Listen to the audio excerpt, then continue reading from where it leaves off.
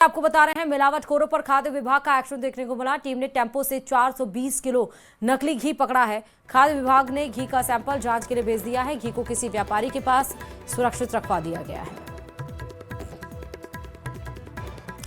तो मिलावटखोरों पर एक्शन, मिलावटखोरों पर खाद्य विभाग का एक्शन देखने को मिला।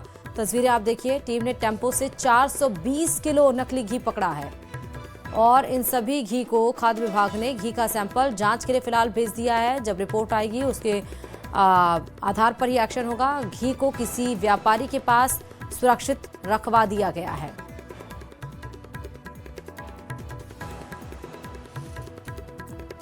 सरकार द्वारा शुद्ध आहार मिलावट पर वार विशेष अभियान चलाया हुआ है। इसी के तहत हमारे कमिश्नर मैडम टी सुमंगला इस पर बिल्कुल एक्टिव मोड पे काम करवाया जा रहा है उनके द्वारा। सीएमएचओ साहब के पास प्राप्त सूचना के अनुसार कि भाई ऐसे ऐसे कोई टेम्पू आया हुआ है जो कि घी लेके आ रहा है, जिसमें कि नकली होने का अंदेशा था, जिस वजह से हमने यहाँ एक टेम्पू जो कि मेरे बोर्डिंग में खड़ा था उसको देखा तो उसमें घी के करीब 12 कैन रखे हुए थे, जिनमें करीब 420 किलो घी भरा हुआ था। तो टेम्पू पे जो ड्राइवर था वो इधर उधर हो गया। टेम्पू पे फिर लिखे नंबर से उसके मालिक को बुलवाया गया। मालिक ने कहा कि बोले साहब मैं पहुंच रहा हूँ। पहुंच के आया तो उससे कहा कि भाई इससे नमूनीकरण किया जाएगा। डूंगरपुर के सीमलवाड़ा में आज कांग्रेस पार्टी ने किसानों और श्रमिकों की समस्याओं को लेकर जोरदार प्रदर्शन किया।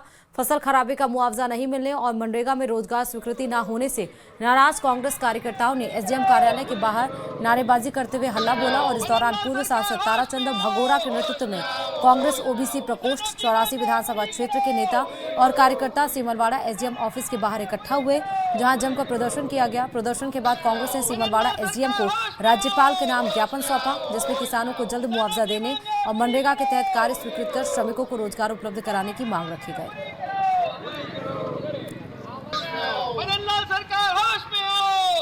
राजस्थान की भाजपा सरकार हर दृष्टि से फेल हो गई है। आज खास करके किसानों को पिछले साल का खराबा फसल का जो वादा से कम लोगों को मिला है और इस साल भयंकर खराबा हुआ है और राज्य सरकार खोई हुई है। भिलवाड़ा के पास स्थित हरणी कला में गंदगी और अतिक्रमण के मुद्दे को लेकर ग्रामीणों का आक्रोश फूट पड़ा। देवस्थान के पास गंदगी और अव्यवस्था से परेशान ग्रामीण बड़ी संख्या में नगर निगम पहुंचे और जमकर नारेबाजी की। ग्रामीणों ने नगर निगम महापौर को ज्ञापन सौंपकर देवस्थान के पास सफाई करवाने और अतिक्रमण हटाने की मांग की। ग्रामीणों ने बताया कि इस समस्या को लेकर पहले भी कई बार प्रशासनिक अधिकारियों को ज्ञापन दिया गया, लेकिन अब तक कोई ठोस कार्रवाई नहीं की गई। उन्होंने इस जगह पर सीसी रोड और हाई मास्क लाइट लगाने की भी मांग रखी, ताकि देवस्थान तक आने जाने वालों को सुविधा हो।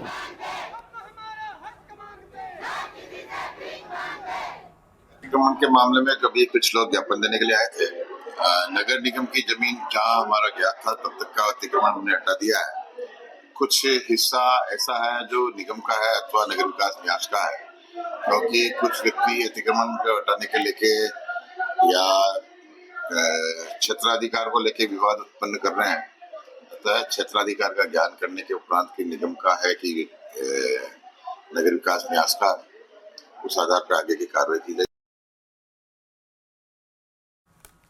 खबर चुरू से है, जहां सुजानगढ़ में जोहार पार्टी छत्तीसगढ़ के प्रमुख अमित बघेल का विरोध करने को देखने को मिला है। सिंधी समाज के लोगों ने गणेश मंदिर से लेकर उपखंड कार्यालय तक रैली निकाली और आक्रोश जताया है। गुस्साए लोगों ने अमित बघेल को अरेस्ट करने की मांग रखी। बता दें कि अमित बघेल ने सिंधी समाज को लेकर विवादित बयान दिया था। सिंधी समाज के लोगों का कहना है कि कुछ लोग सस्ती लोकप्रियता के चक्कर में देश में सामाजिक सद्भाव बिगाड़ना चाहते हैं।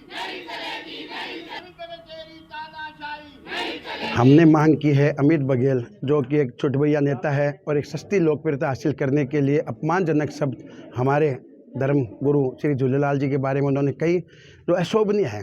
मेरा ये मानना है कि सिंधी समाज आज तक कभी भी कोई धरना, ज्ञापन, तोड़ फोड़, सरकारी संपत्ति का नाश करना और करना, ऐसे कार्यों में लिप्त रहा ही नहीं। हम तो खुद संसार की सबसे प्राचीन व्यवसायी कौम है और ऐसी व्यवसायी कौम के साथ में ऐसा करना, दुर्व्यवहार करना, आज हम सभी महिलाओं को लेकर आज यहाँ पे सुजानगढ़ में अपनी तरफ से एक ज्ञापन देने आए हैं एसडीएम साहब को कि ऐसे असामाजिक तत्वों को, जिनकी वजह से लड़ाइयाँ झगड़ा शुरुआत होती है, ये बीजारोपण करते हैं ये लोग, लेकिन सस्ती लोकप्रियता कब तक हासिल करेंगे।